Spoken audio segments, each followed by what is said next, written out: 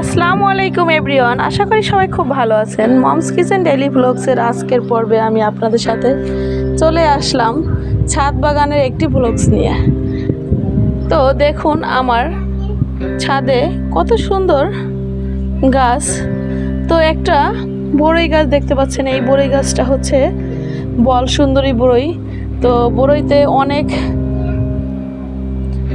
অনেক সুন্দর দেখতে হয় আর অনেক মিষ্টিও। তো এই দেখুন একটা লেবু গাছ, এখন হচ্ছে লেবুটা নাই যেহেতু মাঝে ঝড় বৃষ্টি গেল, তো ঝড়ে সব লেবুগুলো নষ্ট করে ফেলছে। এরপর দেখতে পাচ্ছেন এখানে একটা তুলসী গাছ আর কিছু ঘাস হয়েছে।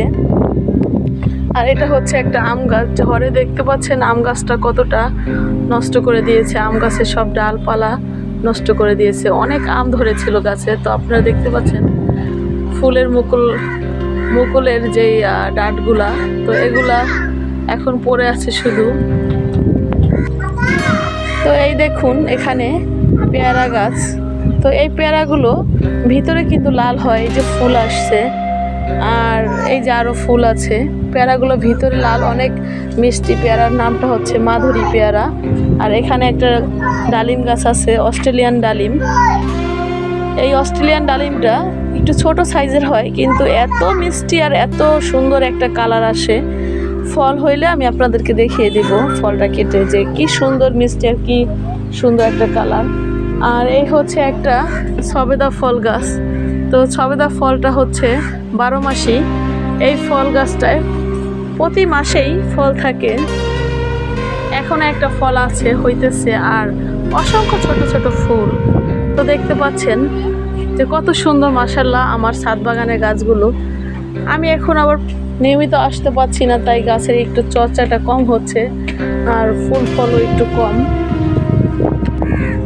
এখানে দেখতে পাচ্ছেন আমি আরেকটা পেয়ারা গাছ লাগিয়েছি। তো পেয়ারা গাছটা তেমন ভালোভাবে বেড়ে ওঠে নাই, তাই এর মধ্যে আমি কিছু কলমি শাক, বেগুন গাছ এবং আর একটা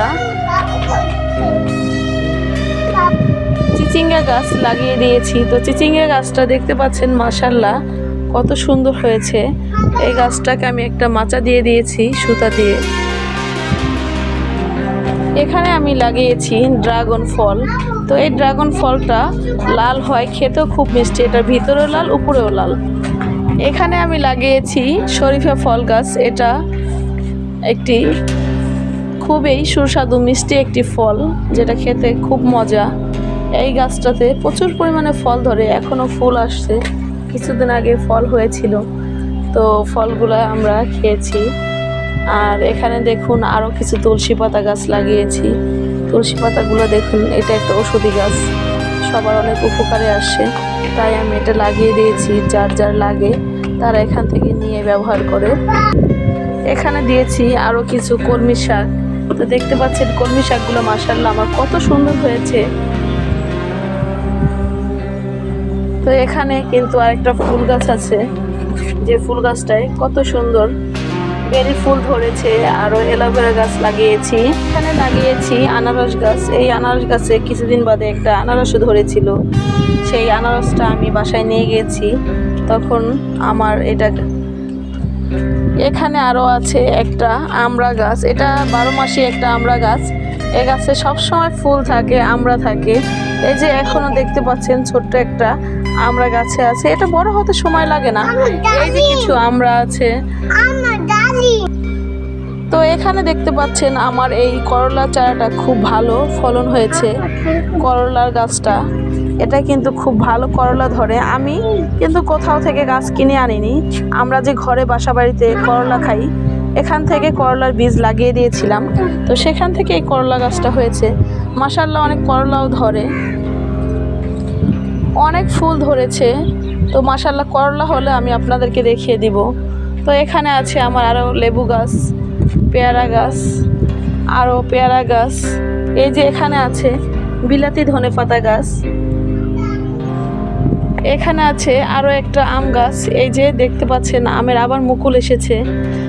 এই আমগুলা খেতে খুব মিষ্টি হয়, অসময়ে যে আমগুলা হয় এই আমগুলা খুব মিষ্টি। এই আম গাছটার নাম হচ্ছে কাটিমন, 12 মাসি গাছ। এটা 12 মাসই ফল ধরে, এটা ফল থাকতেও ফুল এসে পড়ে।